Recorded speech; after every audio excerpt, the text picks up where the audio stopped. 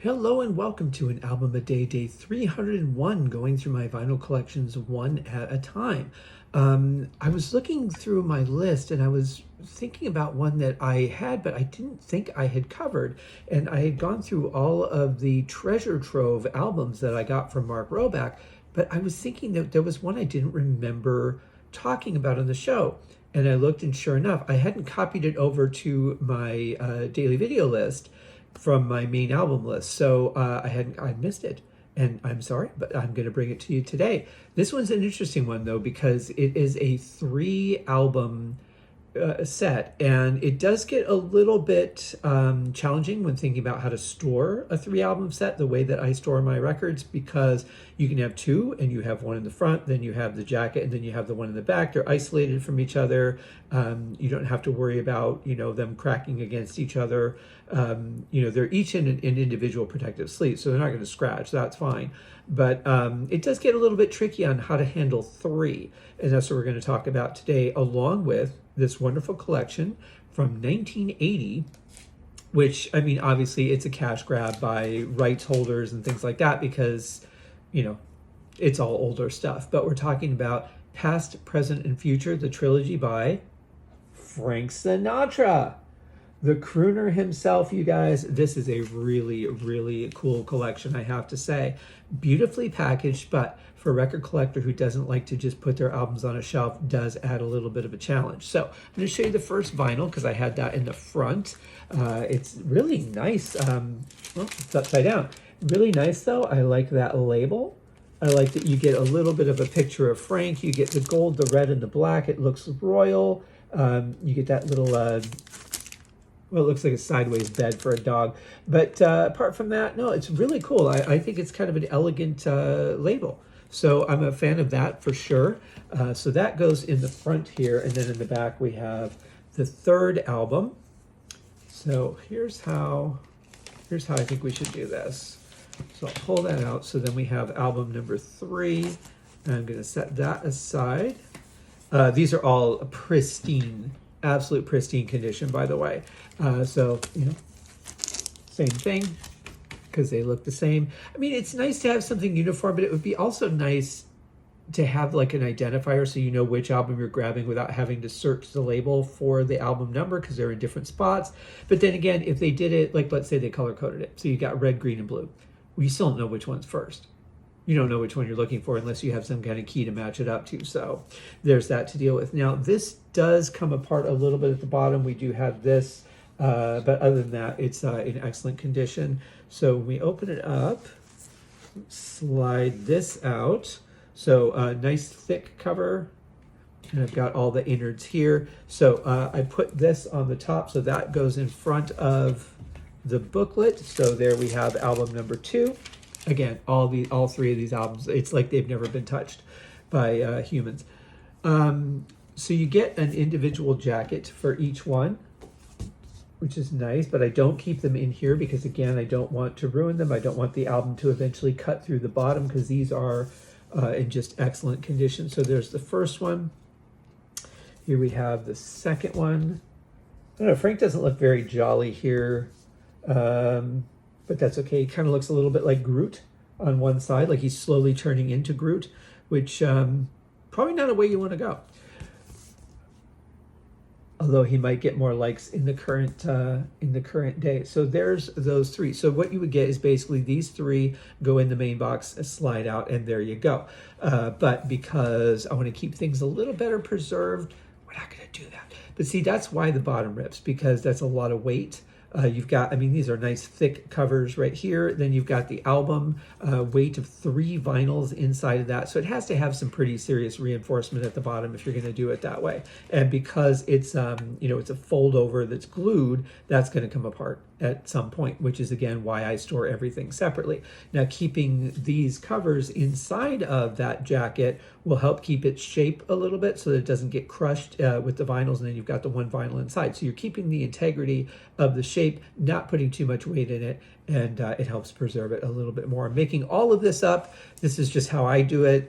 There may be better ways. I have no idea. I suppose if you were Chris Angel and could just levitate all this shit, it'd be a lot easier. So let's look at what's actually on this collection, because it's pretty extensive. So album 1, this is past. So past 1, present 2, future 3. I don't know how you could do future in 1980, but okay. Let's see. So side 1, we get The Song of You, Built Not for Me, I Had the Craziest Dream, It Had to Be You, and Let's Face the Music and Dance. That's just side 1. And that's just side 1. Of course, classic crooner Mark Roback and I did 2 episodes on crooners. Frank Sinatra was one of them that we talked about. Little bonus, he was also in the Cannonball Run. And so there's a little sound that you get when you listen to the episode, and I mentioned Cannonball Run. Side 2, we get Street of Dreams. Again, not the Rainbow Song. My Shining Hour, also not a Stephen King relation. All of You, More Than You Know, and They All Laughed. Nice collection of songs. That's just to start it all off. In the past, we go to album 2, which is, as I said, the present, because that only makes sense. If you're going to do a past, present, and future, you're going to do like a linear progression, right?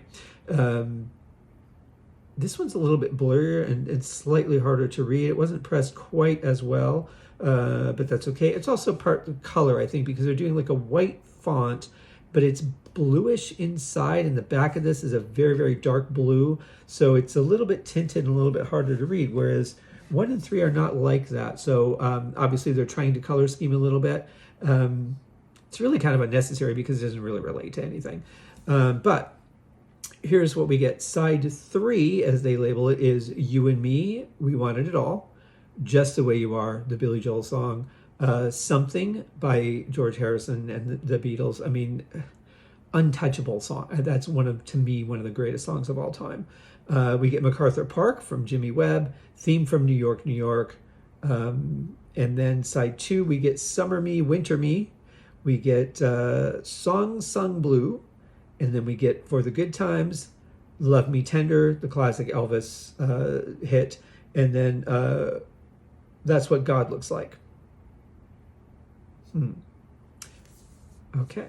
Haven't listened to that yet, so I don't know what that song is. Then we go to 3, which is The Future. This is side 5. And we get, this is actually very short. It's almost EP-ish, actually. This is, I'll have to look into the history of this a little bit more, but this is Reflections on the Future in 3 tenses is what the whole thing is. This is a musical fantasy in 3 tenses for Frank Sinatra, the Philharmonic Symphony Orchestra, and mixed chorus, composed, arranged, and conducted by Gordon Jenkins. So this is something a little bit special that they're doing on here. We only get a couple of songs per side for the future. Again, that was like a question. How can you do that? So side 5 is What Time Does the Next Miracle Leave? This is soprano solo by Diana Lee and narration by Jerry Whitman. So that's interesting. Then we get World War None, the future alto solo by Beverly Jenkins. Then we go to side 6 and we get the future. This is continued. I've Been There is the name of the song. And then the future conclusion, which is a song without words, which is a great song for a singer to release. The soprano solo by Louis Jean Norman, alto solo by Beverly Jenkins, and then finale Before the Music Ends. So something a little bit different for the future, and that kind of makes sense. But yeah, it's a really amazing collection of songs. Again, absolutely pristine condition, I have to say. Once more, thank you so much, Mark. This was like the icing on the cake, because this was actually at the bottom of the box. So this is the last thing I saw, and I'm like, holy crap, a whole Frank Sinatra set. So lots of good stuff to dig into here. Again, other than this rip in the bottom of the cover, it's really good. Nice. I like the shiny silver border too. That just makes it a little classy feeling. So record 1 is the past, collections of the early years. Record 2 is the present, some very good years. And then record 3 is the future, reflections on future in 3 tenses. So very cool stuff. Thank you very much, Mark. We will see you guys tomorrow for another episode. So quick heads up. So I talked yesterday about the record store that I found here in Tulsa and went to and found that little gem of a Uriah Heep single. So I happened to see, and I don't remember how I stumbled across it, but I happened to see a super good deal on a soundtrack that I wanted, and I thought, there is, like we talked about yesterday, there is that fear of missing out, but I mean, it was $10 for a never listened to double EP or double LP of a fairly new soundtrack within the last few years. And I thought, man, it's $10, $5 to ship it. How do I not grab this in mint condition, right? I'd be silly not to, because I can't find it anywhere for less, like sealed, brand new, for less than $47. So $10, 5 shipping, done. So I order it. And I hear back a day later that the person that has this auction or post available on Discogs is in school. They're not going to be home until December at the earliest, and they don't have anyone there to ship it. So apparently they have all this stuff at home where no one else lives, or no one else can take in charge of this for her. And even with that, I was still willing to. I was willing to wait. Did not hear back from her. She canceled the transaction without consulting me or talking to me or anything. She just canceled it and then let me know she wasn't going to be home for a while. And I gave her a chance. I gave her a couple of days, because how do you pass up that price? And she didn't get back to me. The order remained canceled, and so I said, all right, well, if that's the way it's going to be, then that's the way it's going to be. And so I thought, well, let me just check around and see what else. So I did find one for $21 sealed. Still half the price of Amazon or anywhere else I can find it. So I pulled the trigger on that. And there was another auction on eBay that I had been watching for a while, and it was a pretty good price. And I thought, okay, I'm not going to be home when this closes, and I would have gotten outbid. I would have, missed out on the auction. So I thought, let me just look around, because it's kind of in my head right now. Found a copy of that, really good condition for a few dollars on Discogs. So I went ahead and ordered that, and they had another thing that I was looking for that was free shipping, because I had already paid the shipping for the first album. So I grabbed that. So that's on the way. That should be here soon, maybe even today. I'm not sure. Knowing the way that things get delivered here, it will be on the truck. It will not get delivered. I'll get a notice in my box that they tried to deliver it, but because it won't fit in my mailbox, they won't, and I'll have to go pick it up tomorrow morning, and we'll get it then. So that may be, one of those may be my album of the day tomorrow. We'll see. And then there was one more that didn't have an end auction date on eBay. And I've been watching it for a while. It was in England. And I'm like, I really want this. It's kind of a rare record. It was only a few dollars for the record, but the shipping, from Europe is pretty ridiculous. And I'm like, there's nothing else that they have that I want. And it's a lot of money to spend on shipping for one item. It's 4 times the price of the item for the shipping. And I understand. Shipping is expensive. I'm not going to begrudge the seller for charging what they do. They did it through eBay shipping, so that's eBay's charge, not theirs anyway. That's just what it costs these days, because it's crazy now. But, as a consumer, I have to look at how I spend my money. So I thought, what? If I'm going to have to get it from England anyway, because there aren't any for sale in the United States that I can find. And that's not surprising, because it's a European 45. So let me see if I can find one out there for a good price, and maybe they have something else that I'm going to want.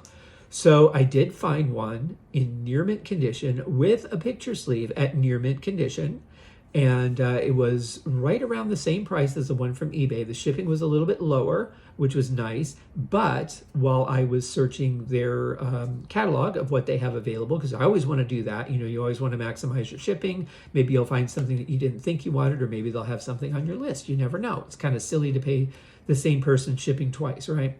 So I did find another 45 that wasn't on my list, but one that I'd been considering collecting from this band. Wasn't really sure I wanted to, because it's a long history of singles. So I wasn't really sure I wanted to, but it was $4. And I'm like, it's in excellent condition. $4. I'm not paying shipping for it. If I'm going to get it, now's a good time. So there's 2 more coming, but they're coming from England, so it's probably going to be a month before I see those. So yeah, I'm not really looking to spend money right now on vinyls, but sometimes when you find a really good deal or something gets in your head, you got to go for it, you know? So I will have a few more days coming. In the meantime, I'll be back tomorrow with another one. Which one it'll be, I'm not sure yet. It just depends on whether that package arrives and what I feel like, because we've only got a few left. So they're all going to get done in the next few days anyway. So I hope that you guys are having a wonderful day. It's almost the weekend. It's turning into fall here in Tulsa. Wherever you are, I hope it is a beautiful day, and we'll see you tomorrow. Almost forgot to mention, today was a new episode of a show called The Power of Positive Geeking. It's my friend Corey Morissette's podcast. I was a guest on this week's episode talking about the movie Gladiator. Gladiator was a movie I never had any interest in seeing in the first place, but I'm so glad that I got to see it. And I saw it in the theater, fell in love immediately with the movie, with the soundtrack, went out and got the soundtrack right away, got the additional music from Gladiator for Christmas, and I didn't even realize that was out. Otherwise, I would have jumped on that. And yeah, loved it. There's a new soundtrack out that is the entire movie. There's still, I think, 2 hours of music that Hans has in his vault that he said no one will ever hear, which is a shame because I would love to hear what other ideas he had that didn't make it into the film, or were sketches or turned into other ideas that did make it into the film. I think that would be a fascinating look into his writing and production process, especially hearing some demos and things like that. But anyway, very exciting stuff. So check that out, The Power of Positive Geeking. Other great movies. I was also on for Big Trouble in Little China, the first episode of this season. That was a lot of fun. And on my podcast, the Haskincast podcast, to kick off his new season, bringing back the podcast, The Power of Positive Geeking, we talked about the film Glengarry Glen Ross on the Haskincast podcast, which was a great conversation. Always love podcasting with Corey. Looking forward to our next season wrap of the Ultimate Catalog Clash and having him back on Deep Purple Smoke on the podcast. For now, we will see you guys tomorrow. Cheers.